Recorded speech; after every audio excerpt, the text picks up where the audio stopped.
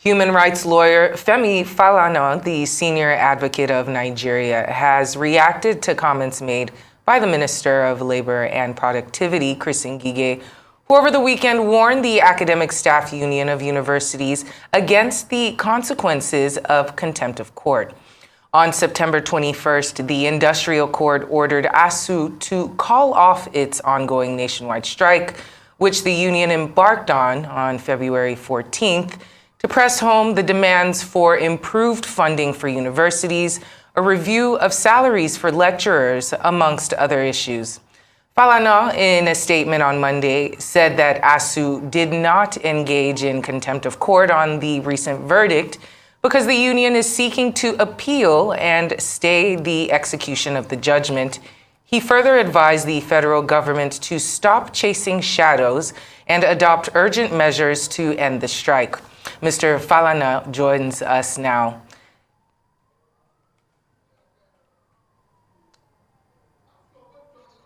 All right, Mr. Falana, thank you so much for joining us this afternoon. Well, it seems that the federal government has one-upped ASUU yesterday. This inauguration of the two unions, the National Association of Medical and Dental Academics and the Congress of Nigerian University Academics, thereby weakening, obviously, the influence of ASUU. So what do you make of the timing of this approval of both of their registrations, which apparently had been pending since 2018, and we know that was even before the pandemic? Well, when the application was submitted, the Ministry of Labor sought legal advice, and the ministry was told that the ministry was educated to appreciate that under the current labor law regime in the country, you cannot have two unions or three unions in the same sector.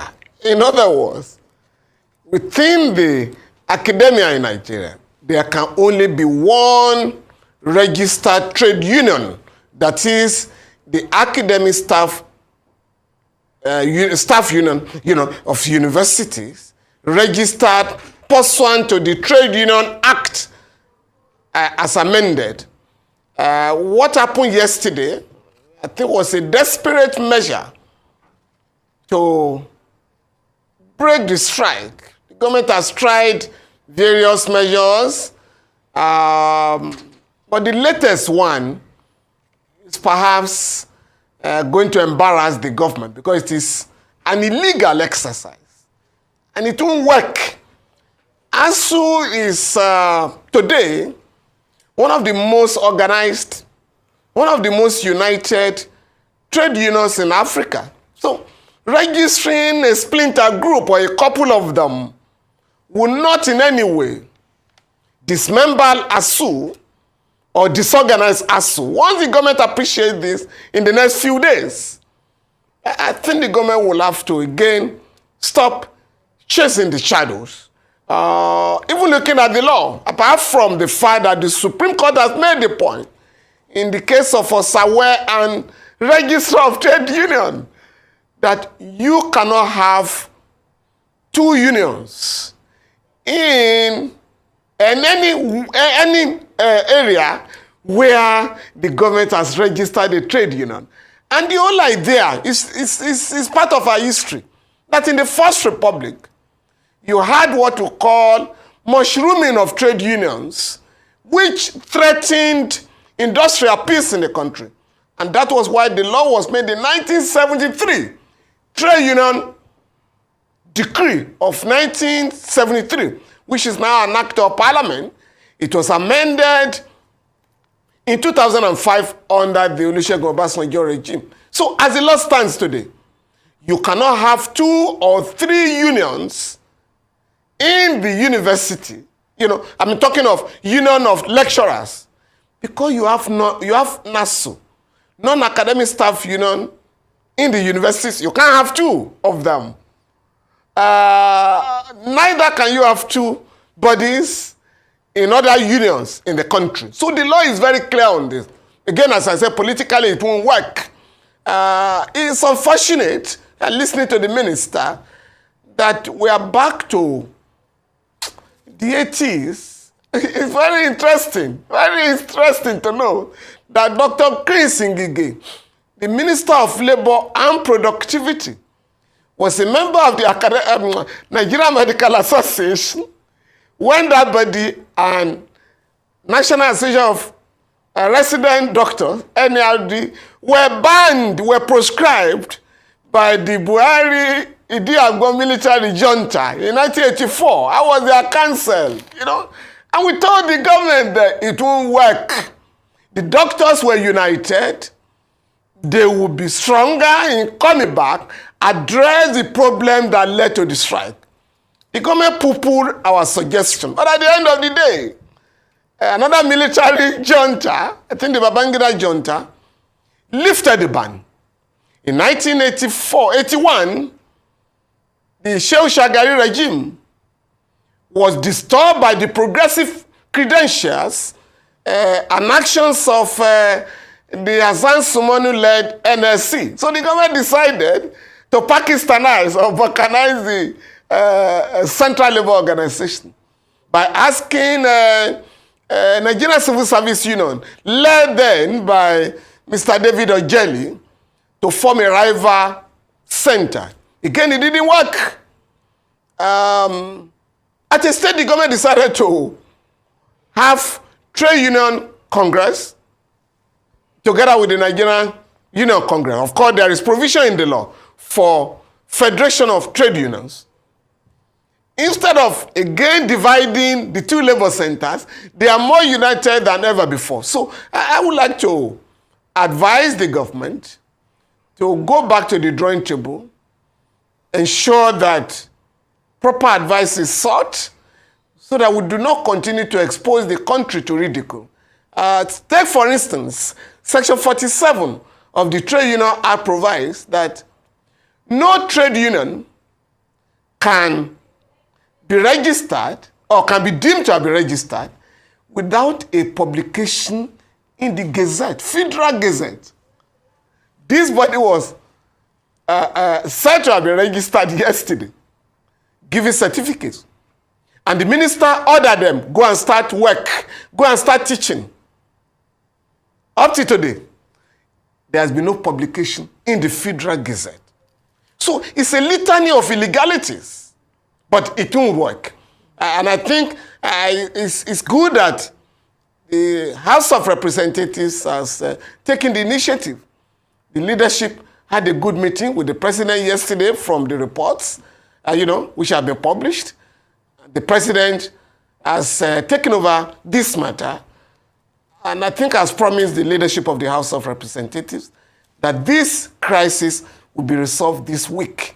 So I think Falana, the government, ministers of the government, should try as much as possible to cooperate with the government instead of instigating further crisis in the universities. Our children will be home now, for almost 9 months. Nobody should be happy. So sorry to interrupt you. Should compound the crisis. Well, I'd like us to go back to the president. President Buhari has accused ASUU of involvement in endemic corruption, which he says undermines the federal government's investment in the educational sector. Now, is this an argument that is worth pursuing, especially at this time that ASUU is demanding reforms in the educational sector? Unfortunately, the president has not drawn a line of dichotomy between the management of the universities and the staff. Nobody has accused members of the ASUU of engaging in corrupt practices. I think the ASUU has been in the forefront of the struggle to sanitize the university system. The ASUU demands for funding. In fact, the ASUU it was that suggested the enactment of the Third Fund Act in 1992. That body, the fund was established in 1993. So ASUU has been in the forefront of looking for funding for the university. And at the same time, ASUU has been warning the government. The money allocated to the universities is not being properly utilized by the councils, governing councils set up by the government, that these councils engage in the award of contracts for jobs that can be done by, that can be carried out by various departments in the universities. In this current strike, one of the reasons for the strike is the fact that the ASUU insisted and demanded and persuaded the government to set up visitation panels to investigate the management of the universities. The panels have come up and have submitted reports to the government. ASUU is demanding now, publish your white paper on those reports so that those who have mismanaged the funds can be brought to book. They can be prosecuted by the EFCC and ICPC. So that is the position of ASUU. So the government, with profound respect, has not been properly briefed. It is not ASUU that is diverting the money meant for developing the universities. Those who have been reported to anti-graft agencies before now are administrators in the universities. Some of them have been prosecuted successfully. Very interesting. Thank you for that. All right, I want to take us a couple days back, in fact, to over the weekend. But first to the Court of Appeal. Now, we were waiting yesterday because we were informed that the Court of Appeal in Abuja would have been hearing the appeal, ASUU's appeal against the ruling of the National Industrial Court. Despite the negotiations that have been ongoing between the Speaker of the House of Representatives and, of course, the President and the heads of ASUU. We also, over the weekend, saw that viral video of Ngige allegedly walking out of a quite heated meeting in which it seemed they were hashing out one or two things. First of all, I want to ask you about the update about the judgment, if any, has come back, and also the likelihood of the court reversing that decision. And also for the body language, can you speak to the body language of the minister and what that could spell for ASUU, seeing as he has taken actions after the fact that surprised and disappointed many within the organization? Well, the application by ASUU to appeal against the judgment of the National Industrial Court actually came up for hearing this afternoon. But the justices of the Court of Appeal, again concerned like other Nigerians, adjourned the matter to tomorrow and tasked the lawyers, the government lawyer and the ASUU lawyer, to explore the possibility of having this matter resolved. Of course, by consulting their clients and persuading them to consider the interests of the country, particularly the students. I'm aware that the suggestion of the Court of Appeal is going to be taken very, very seriously, because we're supposed to report to the court tomorrow morning. So efforts will be made tonight to further explore the possibility of having this matter resolved amicably. But again, as I have repeatedly pointed out, it takes two to tango. And when you are involved in a negotiation of this nature, it cannot be I either have my way because I'm a government or nothing. It has to be a give and take affair. And that is the essence of the Industrial Arbitration Panel. Under the law, the government and ASUU were supposed to engage in mediation, conciliation, arbitration. But the Minister of Labor, in a way, rush to the industrial court, National Industrial Court, without going to the Industrial Arbitration Panel. But again, this is what is now before the Court of Appeal. But in spite of the position of the law, the Court of Appeal has, in its wisdom, directed parties to go back to the negotiation table and see how this matter can be resolved. And for me, this is very commendable. Again, this will also require some consultation with the leadership of the House of Representatives. We have to seek their advice, as well as the Minister of Labor. But what is important here is that neither side should complicate this crisis, either by setting up new unions or blackmailing ASUU or trying to withdraw the certificate of ASUU, which is also part of the plan of the Federal Ministry of Labor. But at the end of the day, more draconian tactics were employed in the past. They didn't work. ASUU was proscribed by the Abacha junta in 1996. We went to court and we defeated the government. ASUU was, it was said in 1992 that a strike, any strike in the universities was a treasonable felony. Again, ASUU went to court and won the case. I think it was also in 1992 under the leadership of Professor Atahiru Jega, when the government arrested and detained the leader of ASUU. Professor Jega was detained by the State Security Service, Later, there was a threat to eject all university lecturers from the campuses. Again, we went to court and won. So, in all these efforts, where government will abandon the struggle for, revitalizing the university, improving the conditions of work,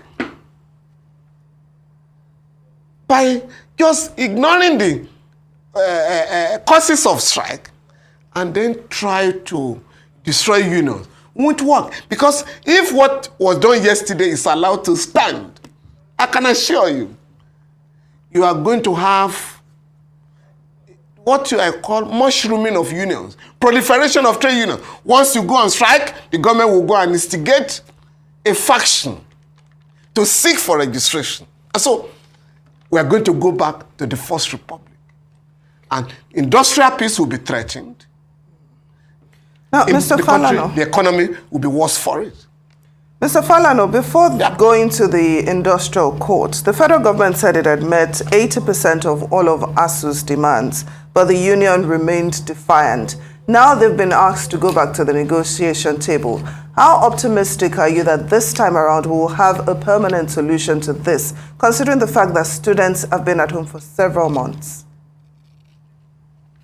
No, the kind of negotiation we are talking about should take the next couple of days. Today, the strike can be called off if the government is willing to show commitment to the implementation of valid and subsisting agreement. So, I mean, you may also want to help us to find out how has government met 80% of the demands of ASUU. There was an agreement in 2009 that 1.3 trillion be deployed towards revitalizing the universities. The Jonathan administration released 200 billion. The Buhari administration released 50 billion. Altogether, 250 billion. Now, in what way have you met 80%? Lecturers are demanding for improved conditions of service. The government, I think the government is trying to offer a professor who is on 415,000 naira a month. I think the government is, we shall add, I think 60,000 naira. And for other lecturers, we shall add 35,000 naira. Then there is a problem of the IPPIS.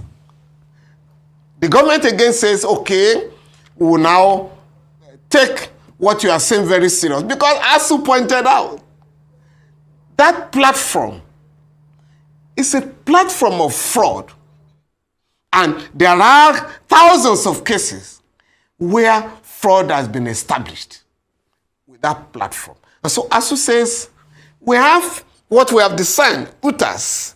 Can we get a neutral body to look at both of them and make recommendations? It was only last week that the government has said, oh, okay, we shall create a platform for you within our own system. So I believe in the next couple of days, with the intervention of the president, I want to believe that the strike will soon be called off.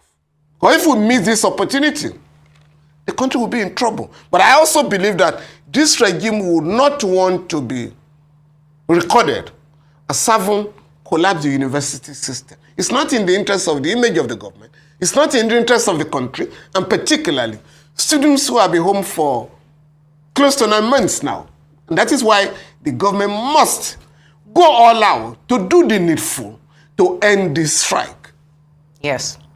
Now, the National Association of Nigerian Students, Southwest Zone, and of course a few other Nigerians have accused the federal government of trying to bury public education, to completely get rid of it. For what reasons, we're not too sure. There are rumors of the fact that private universities would, of course, be the ones to benefit from this in a very twisted yet strange way. What do you make of these accusations? Well, you know, the students are bearing the brunt of the crisis in the university system more than other interest groups. But what the students are saying this time around is that we can no longer continue to take lectures in market squares, which is what exists in some of the universities today, where facilities like toilets are not available, and you can't study under such hostile environments. And that is what the students are saying. Yes? And ASUU has brought up suggestions that can end such dehumanizing living conditions by students. And the government says, yes, you are right, but we do not have the money. And ASUU says, you have the money here. I mean, just over the weekend, a few days back, I wrote to the central bank governor, to confirm whether it is true that you are planning to sell a bank for 40 billion naira after the government has sunk 1 trillion, after the government has spent a colossal sum of 1 trillion to revitalize the bank. We understand it's going to be sold for 40 billion naira. In the reply of the governor, he didn't deny. He just simply said, we'll keep you informed of further developments. Now, if the government can spend trillions to bail out the rich, as you have, which led to the establishment of AMCON, which has said today that 5.4 trillion is owed by those who took toxic loans from our banks. If the government can spend 4 trillion naira for what is called fuel subsidy, which according to the Minister of Finance may increase to 6.5 trillion before the end of the year, it's going to be extremely difficult for young people as students to believe that the government cannot mop up, cannot look for the fund to address this crisis. And again, I do hope that with the ongoing talks between the leadership of the House of Representatives and the President, this crisis will end once and for all. Very well said, Mr. Femi Falana, human rights lawyer. We are not going to let you go yet. We'll take a quick break and we'll be right back with the interview. Please stay with us.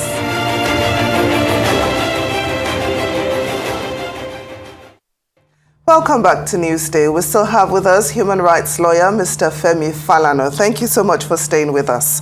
Now, earlier this year, Mr. Falana, you backed a new movement. You're welcome. You backed a new movement, the People's Alternative Political Movement, that says it wants to save Nigeria from imminent economic and moral collapse. Now, I'd like you to tell us how far that movement has gone in causing a positive national change, especially as the 2023 election approaches. The movement actually wanted to register as a political party, but members of the political class, or rather members of the ruling class in Nigeria, have decided to close up the space, the political space, for now, by not allowing new political parties, particularly that are based on ideology that can save the country, that can save the national currency, that can create jobs for our people, and that can guarantee security for the country. But notwithstanding the fact that the party cannot register for now, we are busy mobilizing groups. A number of athletes are working with the body with a view to mobilizing our people on the basis of our own manifesto to take the ongoing political campaign out of the control of ethnic champions and irredentists, economic saboteurs, and those who simply want to engage in selling the entire resources of the country in what is called privatization. And we're not really out to dismantle what we might call the struggle of our people. We're going to ensure that the laws that our people fought for and which have guaranteed the rights of our people will be enforced. Chapter 2 of the Constitution, which contains the socio-economic crisis of our people, the African Charter on Human and People's Rights Act, which provides for the 3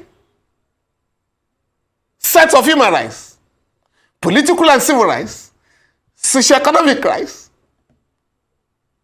right, and solidarity rights. We're going to ensure that they're enforced.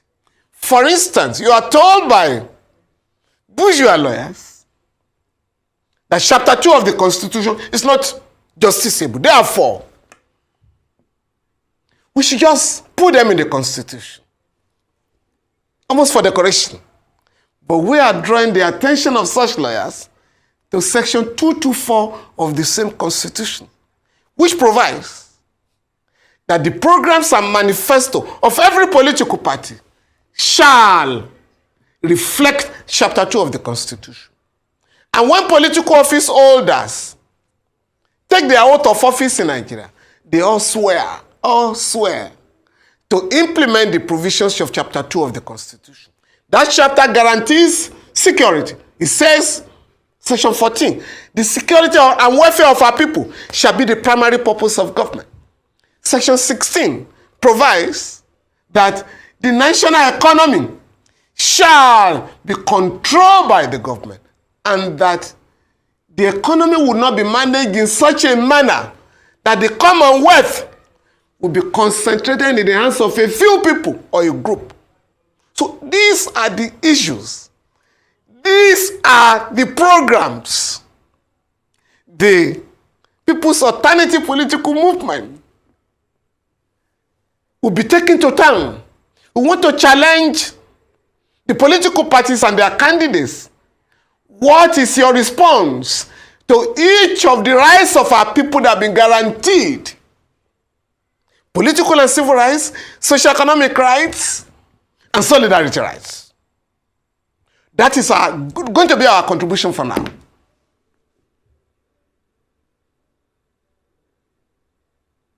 The party, you have been doing your work tirelessly, and historically speaking, we thank you and we see the work that you've been doing. But I wanted to take you up on these ethnic champions and economic saboteurs that are trying to sell us and the country with it. The three political parties that are battling it out for February of 2023. Of course, we know it's more than just three political parties, but for the brevity of time, I just want to talk about the most popular. Obviously, the PDP, the APC, and the Labour Party. They all have their candidates who have been working hard. The campaign season is officially open. I wanted to get your take on the three candidates and what is happening within their parties. We know the APC is struggling with issues of the backlash of the Muslim ticket, amongst other things that are trailing their presidential candidate. The PDP, of course, has issues with the southeastern representation, with Mr. Wike charging that course, of course, the resignation, them trying to get ASUU to resign. And then we have the Labour Party, that's coming in from behind, and Peter Obi and his many, many supporters on the internet. Of course, we know there are no polling booths on Twitter, as is well said and is often said. How do you think that they will be able to translate votes to the polling booths come 2023? And also just your take on the candidates and their parties, if you don't mind. Well, I'm not going to be very comfortable in discussing candidates. I'm concerned with programs, and whoever will be prepared to address insecurity, unemployment, youth unemployment, the fact that Nigeria has 20 million children out there on the street as beggars, school dropouts. We are competing with Pakistan now in terms of the number of out-of-school children. We want a political party that will show a commitment that we are going to implement the Universal Basic Education Law of 2004, which prescribes that every child in Nigeria shall be in school at the expense of the state for the first 9 years. But we want to go beyond that and insist that this country has enough resources to educate all our children at the expense of the state. We want a political party that will say, since torture has been proscribed in Nigeria, torture has been prohibited by the Anti-Torture Act of 2017, we are going to show a commitment as a government never to allow any Nigerian to be tortured. We want a political party that will say, in addition to the provision of the National Health Act of 2014, that says 1% of the national budget will be put in a fund. No! The United Nations insists, World Health Organization insists on at least 15%. So we are going to insist. We are going to insist that the National Health Insurance Act scheme be improved upon. We are going to insist that the 2018 Disability Act be implemented. Now, and our position is that we are not limiting ourselves to presidential candidates, as you guys are doing in the media. No! Legislators are going to be taken to task. Governorship candidates are going to be taken to task. Even councillorship candidates. So that you will tell Nigerians what you have done in the last 4, 8, or 24 years before we can vote for you.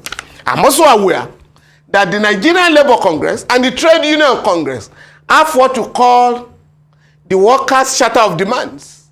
Again, workers are saying, if you want us to vote for you, you must respond to our demands. And of course, ASUU is on strike to get our universities run properly so that they can compete with their counterparts all over the world. So I expect ASUU to also insist on getting the commitment of political parties with respect to the revitalization of the universities and other tertiary institutions. And indeed, there must be a program that can take our education out of the morass in which it has found itself. So unless you discuss programs, and so far, one of the political parties discussing these issues, you haven't mentioned it, ASUU.